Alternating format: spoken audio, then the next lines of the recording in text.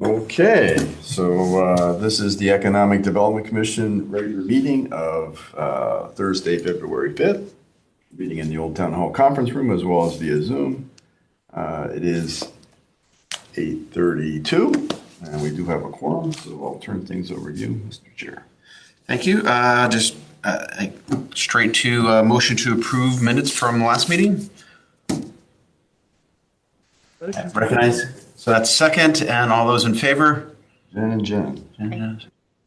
And Ken will assume that that was an affirmative on your part.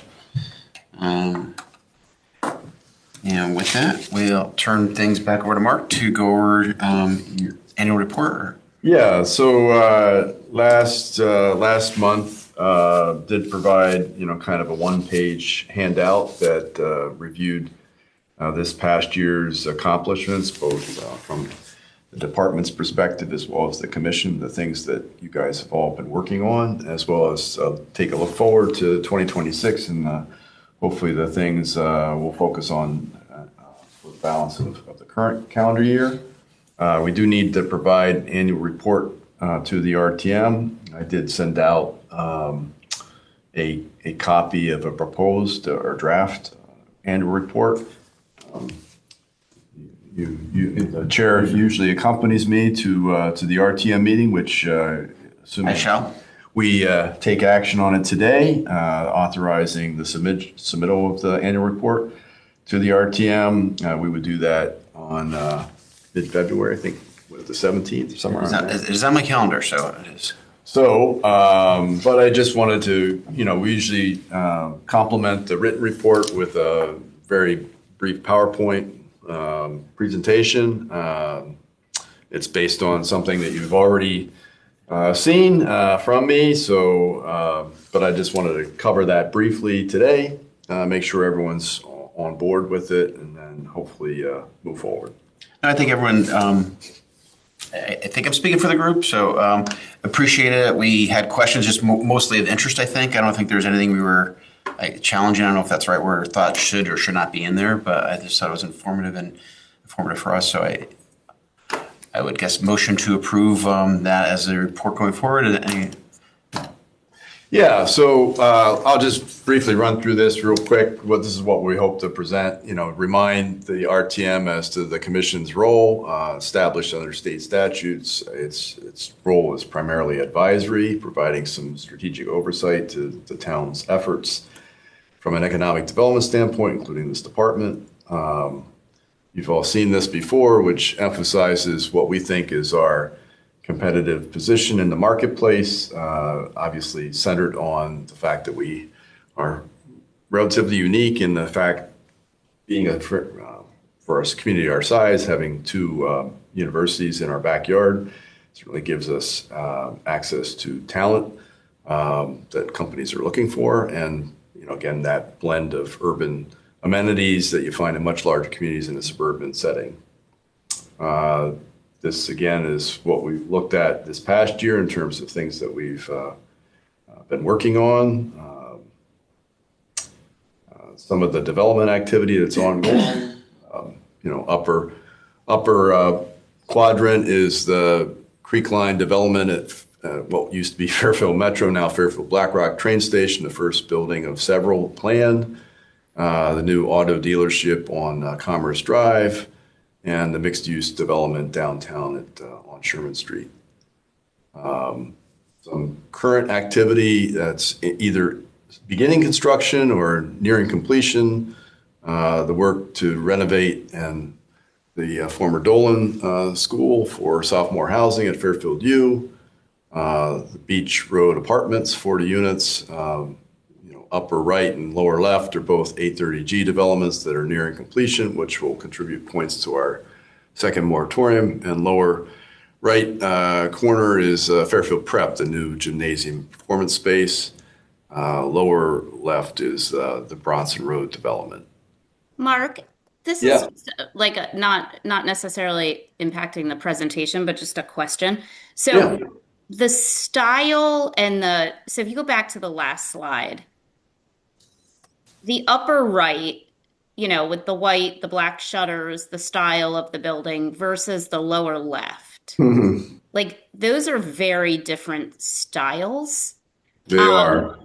is there any consideration to that relative to planning and zoning's approval in terms of like the look? I mean, the Yeah, upper I right think, fits more in line, I think, with what people are reacting to in terms of the development across town. But it fits the look and feel a little bit better than the lower left, which to me is like a tremendous eyesore. yeah, fortunately, you don't get much of a view of it unless you're actually Yeah. off of I-95 or Yep. looking from Sturm Ruger off of Lacey Place across from Bronson Road. It's pretty not very visible. But you know, in a perfect world, yes, we would have more control in terms of the architectural designs. Both of these developments are 830G developments, so the town and Planning and Zoning Commission has very limited opportunity to discuss the architectural elements of it, design of it. That's not a public health and safety consideration. And Yep. so, and both of these were in litigation, result of in which the town lost appeals. Both, there were, in the case of Bronson Road in particular, I think some very, from the town's perspective, very compelling public health safety reasons as to why the town did not approve that originally. The town lost that case as it did on Beach Road. And so, we're kind of left with it. Fortunately, they're not near one another, so they are quite a juxtaposition, in terms Yeah. of styles. The one on the upper right, is closer to our historic district. Actually, I think either touches on it or within the historic district. So it's a lot more visible, but probably a little bit more consistent with other designs. But Yeah. It is worth calling out, though, like a lot of people assign blame to things that are driven by 830G that we have zero control over. That I've sat in a couple of those planning and zoning meetings. They get so beat up and they're just working within the rules.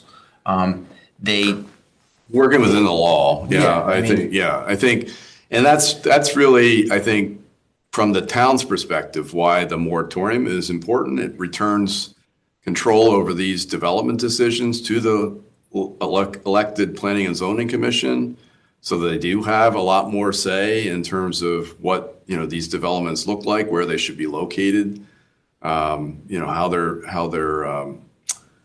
they're situated, the types of uses that are allowed in each zone. So I think that's why, it's been helpful to have the moratorium in place. Unfortunately, these predate the moratorium taking effect, and we're certainly working towards extending that moratorium for another 5 years beyond the current expiration date of 2029. But yeah, I think people are reacting to it. I don't blame them because, they would not be my choice of style either. I hear from my wife. I get a lot of feedback from her. I'm basically off of social media, but she's on Moms of Fairfield a lot, and she gets a tremendous amount of feedback. And there's so much stuff attributed to it's really don't have control. It's really 830G on some of these things. They have no idea why, but they look to whether it is the first selectman or the EDC or whatever it may be, or the zoning board. And it really lies with people just taking advantage of what's on the books, across the state. Well, again, this is current projects underway. Certainly wouldn't have to highlight this as part of our presentation. So if you felt more comfortable, we can certainly, I don't think it either adds to it. It does prompt some conversation, which allows us an opportunity to respond, I suppose, and address those issues. It's a good call out, but I think with the context, it's, that one in the lower right or left there is unseen. It's, adds to the tax rolls, and we fought it as a town and lost based on I can always refine this, based on your feedback. So that's a good point. Appreciate that. We talked about the labor market. This is a fairly large labor market. Our universities are both significant employers here in town. Commercial building activity, we saw an uptick in 2025, pretty significant uptick as some of these developments that have been approved, started pulling building permits. This is a list of some of those, which includes the mixed-use development over next to the Fairfield Blackrock train station, as well as the Porsche dealership on the former Exide battery site, but you also see the Fairfield Prep Gymnasium performance space there. I think, again, this market is performing very well. The economy is doing okay, certainly relative to our peers. You can see that, vacancy rate remains pretty low overall. I'd like to remind folks that we don't have a lot to work with from a commercial standpoint. Only 4.5% of our land area is zoned for commercial uses, and that's primarily along the Post Road corridor and then the axis running up Blackrock Turnpike, Tungus Hill. Some of the key development sites we covered in more detail at our meeting, but I think that these are all instructive. They're moving ahead in some fashion or another. And then just looking at, what we consider to be things that we'd like to work on next year. We are hoping to complete that work with the CMDA. Needs to be approved by their board, but moving ahead with Town Map and Guide, digital kiosks, and Fairfield U and Sacred Heart are both helping to sponsor both of those initiatives. We are due for recertification for best practices. I think that's helpful just to, again, relative to our peers, to make sure that we're implementing current best practices and doing what we can to be top of class from an economic development standpoint. So with just that one slide, maybe I'll take that under consideration, but everyone else okay with moving ahead with the annual report? Yeah. Okay. Perfect. Do we need a motion to vote, or just a consensus is good? Up to you. I think consensus is good. Consensus is good. So we'll move ahead, and then we'll be at the February board meeting. I don't, in terms of, we're in the second and final week of Fairfield Restaurant Week, spending a lot of time promoting that. I did share with you, the proposed parking regulations and that are going to be on the Planning and Zoning Commission's agenda for a public hearing later this month. Would like to, see if the commission would be interested in at least providing some letter of support. I shared with you a link to the Plan of Conservation Development and our own letter in which we called out specifically, the need to amend our parking regulations to provide for greater flexibility and to perhaps reduce the parking requirements, especially for these larger multi-tenanted commercial properties. I'm beginning to do some outreach to some of those key property owners to see, make sure that they're aware of these proposed changes, get feedback from them, and encourage them to provide comments relative to these proposed changes. But I think, generally the direction in which the Planning and Zoning Commission is heading with regard to lessening the parking requirements and providing for greater flexibility, it's more of a market-driven approach, I think is a positive development. So hopefully you guys all agree. I couldn't call it anything specific here other than it does need to be addressed. It's a consistent blocker on desirable development. It's come up time and again. I am trusting people with more expertise in mitigating the challenge had input on these, on the proposed changes. Yeah, so it's really, I wasn't proposing that you guys get into the weeds and wordsmith the document, but generally speaking, I think the sense is that we're overparked, and especially for these larger multi-tenanted commercial plazas. For the most part, we have done a utilization analysis through our Affordable Housing Committee members that clearly pinpointed that, on any given day, it's about 40% occupied. We can all look around, see, the Fairfield Center Shopping Center where Bob's used to be, now Floor and Decor. Floor and Decor on Kings Highway, but now Renovation Hardware on Shopping Center downtown. It's just oceans of asphalt. So the thought was, either by lessening that requirement, that provides opportunities to do additional development if so needed, or just, hopefully at some point making less asphalt. No, I think it's. So this would require for, those types of developments to provide, the commission would still need to review parking needs, but the applicant would need to provide a parking needs assessment that would present a rational basis for what they're proposing in the way of parking based on current standards, looking at a number of other factors, and then the commission would then review that and determine whether that was reasonable and appropriate.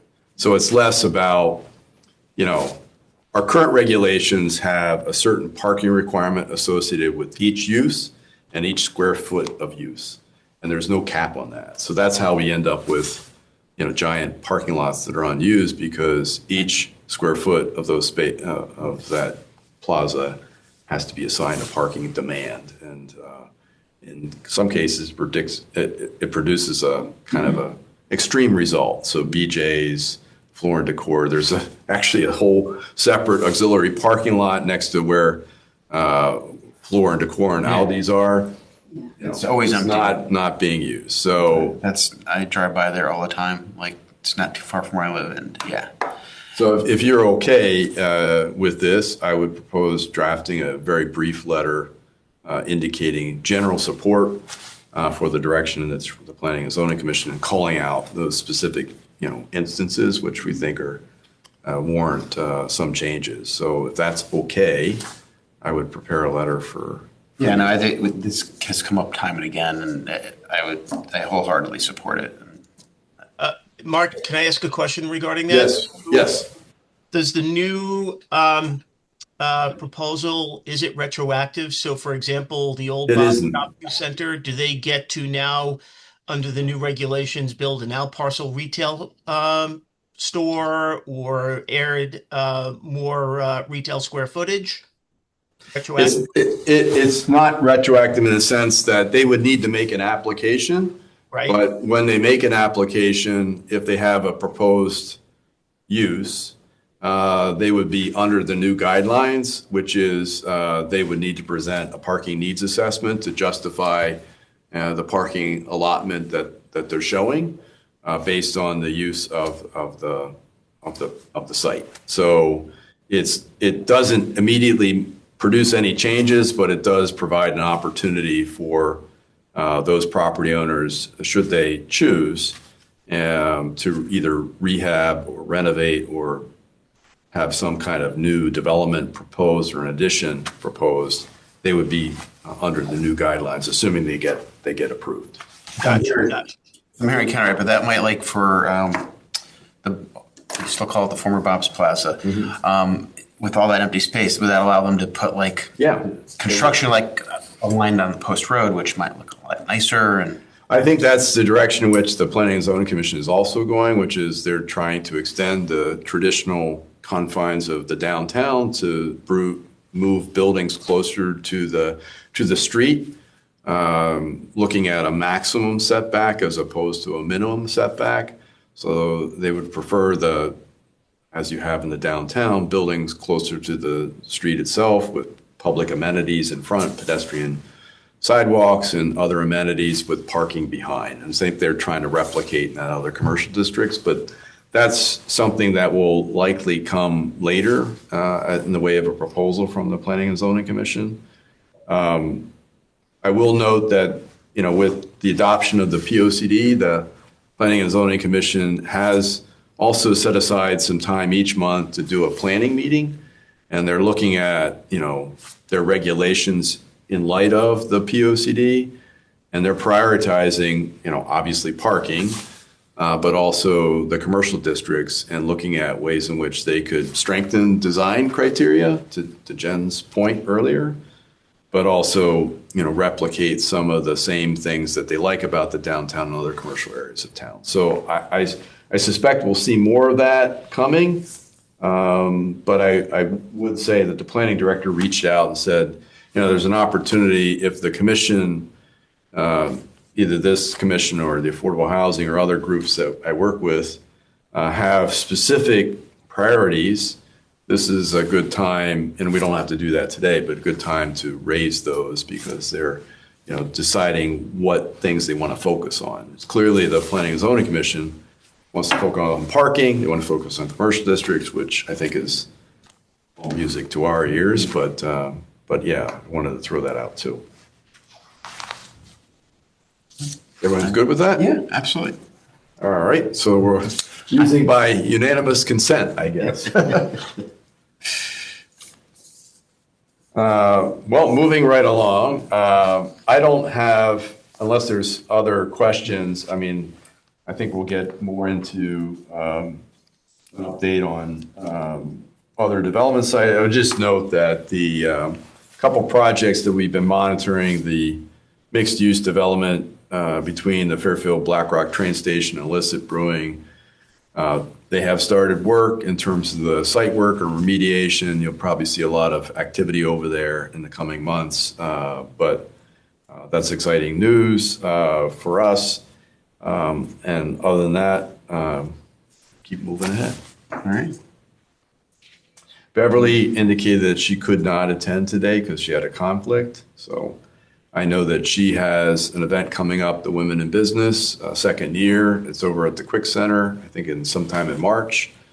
You're all invited, of course. And I think that's it from, in terms of immediate future things. The one on other business I was going to bring up, Colin and I were talking at the end of last meeting of trying to support some sort of networking and facilitating small business growth.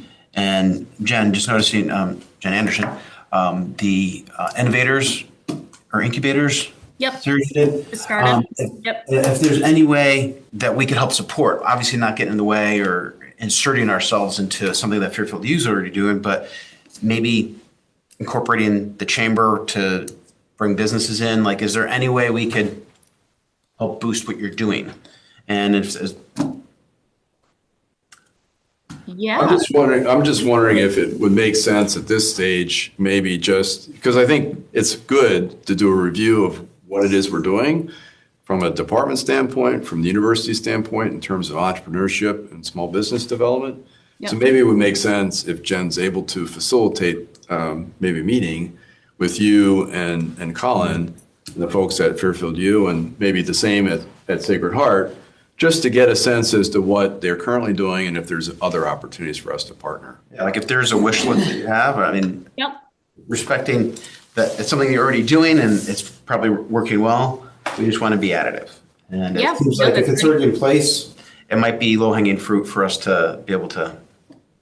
Even if it's just creating more awareness around the resources that we provide to small businesses, to entrepreneurs, people looking to start a business, I think that's helpful. So I think it's a good idea to take a look at what it is we're doing, look at surrounding communities to see if there's anything we can grab and adopt. But, I think you guys are on the right track and recognizing the significant assets we already have and trying to leverage those better.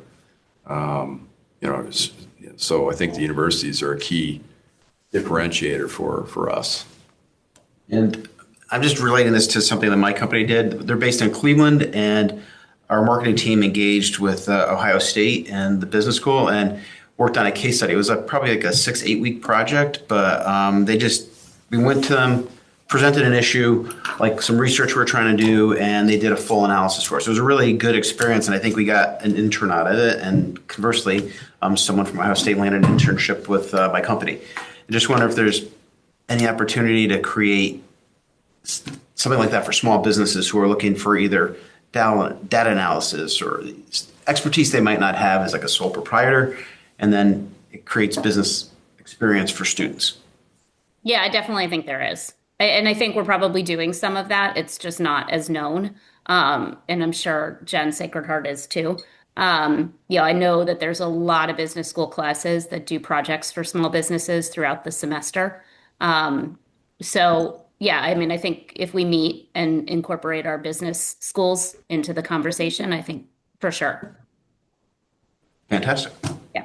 So That was easy. I'll let you figure out a time that works for you guys, and if I can tag along, that'd be great, but yeah. I'll put a meeting invite out later in February. Sound good? Late in Sounds the month? good. Yep. And I know, I think, Jen, if I read correctly, Sacred Heart, I believe, just launched a startup competition. I think this Oh. year might be the first year. Probably, yeah. And again, Okay. we've had sort of the informal version for years, but more of a formal, yeah. There Okay. are launching there. And then we have the Center for Nonprofits. So we certainly have had projects come in through that center in particular, but not necessarily focused on small business. So I do think that the opportunities, the infrastructure exists at Sacred Heart, if not the same people that we could connect with, that you bring it to the table. So that'd be great. I know we've had teams of students working on projects both for the town and for nonprofits, both from Sacred Heart as well as from Fairfield U. So as you guys both mentioned, that does exist. Oftentimes, a lot of what we have out there, and this is an issue for us as well, is it doesn't get as much publicity or isn't as well known. You have to be looking for the information at the moment in time, and I can't tell you the number of people that says, I didn't know we did that type of thing here. So it's a good idea to kind of refresh that, I think. Does the town or the EDC have the resources like on a webpage just to start like cataloging like projects done, and the students probably, it's not, I would imagine easy to ask them to write up a paper on like what the project was, what the results, what they expected results. And we can give them like a template of, a one pager that they complete, and then you have a catalog of things, and maybe you could put contact information on there so businesses can go in and see like activity that was done. Mm-hmm. And you might even be able to go back like, hey, I wanted to create a self-serve wine shop, or I don't know, like how did that go? And see something real. We have, we have a couple profiles that we've done just from a marketing standpoint in terms of business, students working for businesses downtown. Two in particular last year were social media related, where we had students amplifying businesses on social media and seeing direct results of increased sales. So even if we don't have like a full log, I'm sure between the two schools, we can get 2 to 3, case study kind of examples that maybe we could start with. That sounds great. Yeah. I think it would not only spur probably other business interest in the program, but also highlight the amazing work that's already being done by the universities and build awareness around that. So I think it hits a lot of bases there. If I was a student looking for a school and I could see like this catalog of like the activity, that would be compelling to me. Yeah, I would think. good idea. One of those win-win-win. Right. It's good for everyone. So Okay, I'll let you. next step is for you to set up a meeting. So. Well, Colin's definitely passionate on it. He's very into it and thinks he has ideas too. He has a conference this week. I think he's in Arizona, so he is swamped. I think he leaves tomorrow. Okay. But I want to make sure he's available. So I might respect his travel and peak busy time. So if I don't get it done this week, I'll get it done next week. Okay. Sounds good. Any other questions? Anything else from AOB, any other business? It sounds like silence is always a natural conclusion. I guess. Well, thank you all for joining. Short meeting. Motion to adjourn. Second.